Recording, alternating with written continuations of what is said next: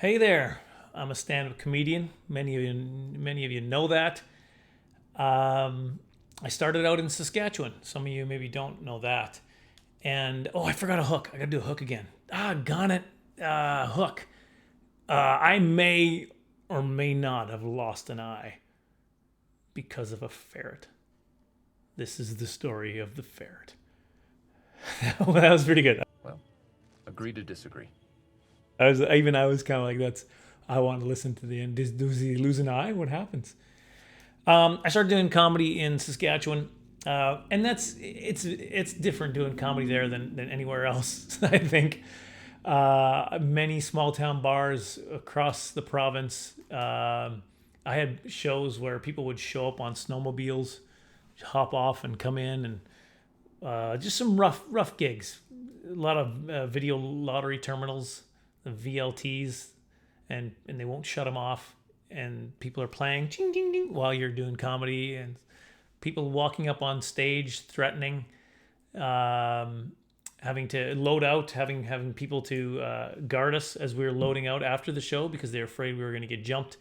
One time I did a show in Canada. It was a game. It was a Stanley Cup Finals. It off, and then introduced me, and I was like, no, let him watch the end. And he's like, we don't have time.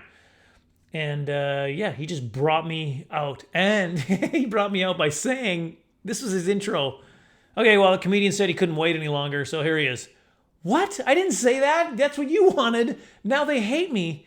And then he complained. He called the next day and complained to the booker how I was terrible.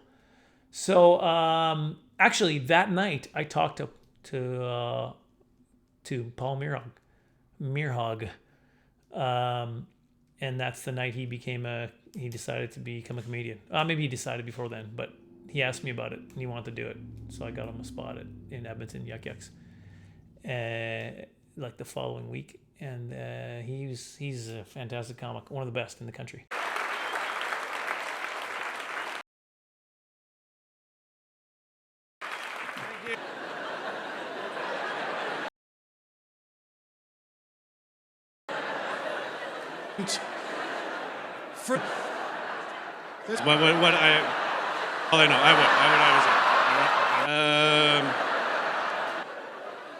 A lot of words, lots of them. This is the story of the ferrets. I was gonna start my clock so I wouldn't go too long. What have I been talking, like 4 minutes already? The place is called Leland, Saskatchewan. Small little town, just so you get an idea where it is. Here's Leland, Saskatchewan on Wikipedia, because Wikipedia is never wrong. 111 people. Wow, that's grown since I was there. There was like 50 people when I was there, but you can see where it is. Right at the bottom part of Saskatchewan, right on the border. I'll show you in Canada. It's right there. So that's like Montana or North Dakota in here. What they do is, in these small towns, is that they, in Saskatchewan, the bar, to get a liquor license, they got to keep they have to keep some hotel rooms open. They're not real hotels. They used to be back in the days, back in cowboy times or something.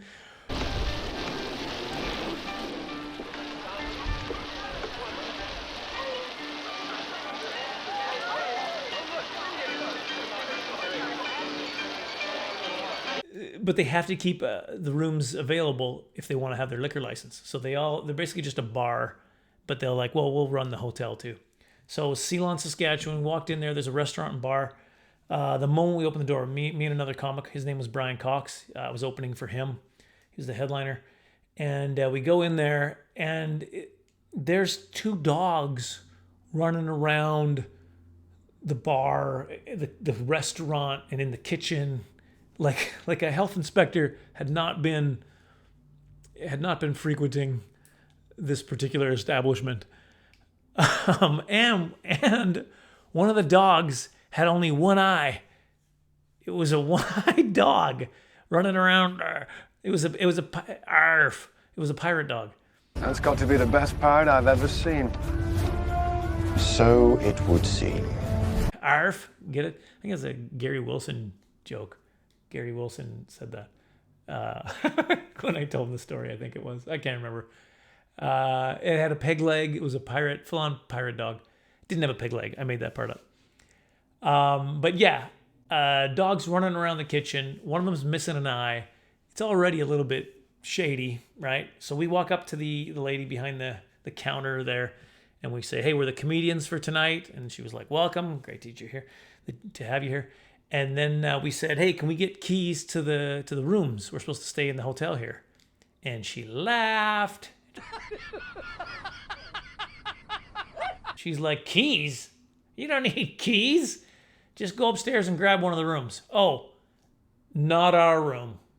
like I'm going to bunk in with them. Actually, I prefer your room the best. I hope you don't mind. I'm just going to sleep on the top bunk. But that's unprofessional. So we're like, okay, whatever, no keys. It's seems like a friendly town. We should be okay. So we're walking up the stairs, these big, grand, open stairs. It was very much like a Western deal. And the lady yells up to us as we're halfway up the stairs. She said, hey, did they tell you about the ferret?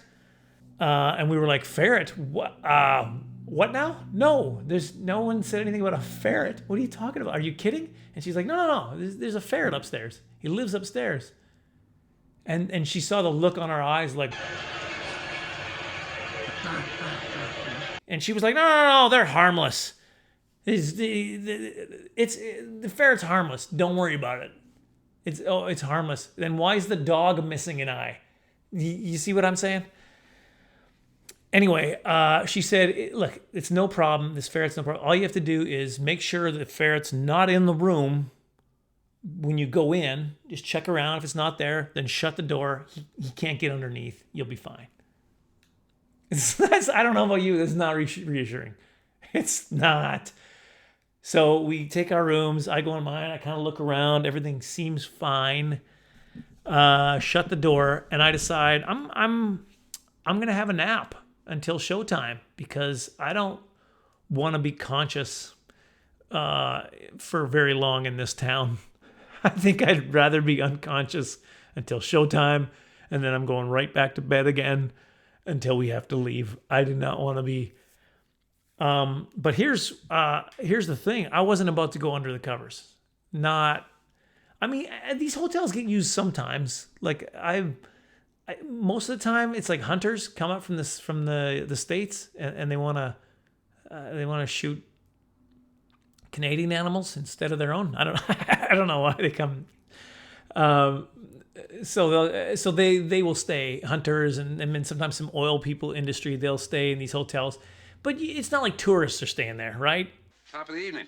I'm Clark W. Griswold. We're from the United States of America. So I just laid on the top, trying not to touch anything, just like, oh, please fall asleep until showtime, right?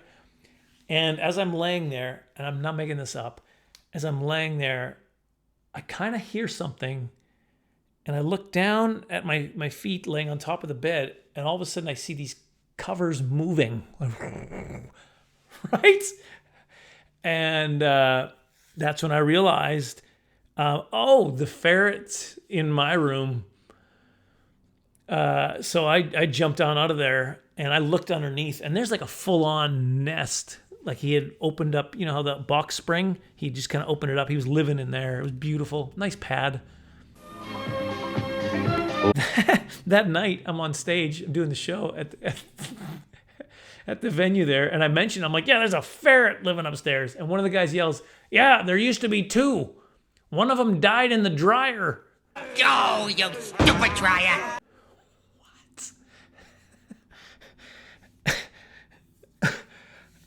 The only thing I could think of was, and I just yelled this back, I was like, how did it survive the washer? And that's my story of Leland, Saskatchewan, and the ferret. That's stand-up comedy in Western Canada. You never know what you're gonna get. And also, if you're throwing socks, any kind of clothes into a washer, and if the socks feel heavy, if you're throwing a heavy sock, maybe give it a little look, maybe a little glance down. You could be throwing a ferret into the dryer. Oh yeah, subscribe and blah blah blah or whatever people say.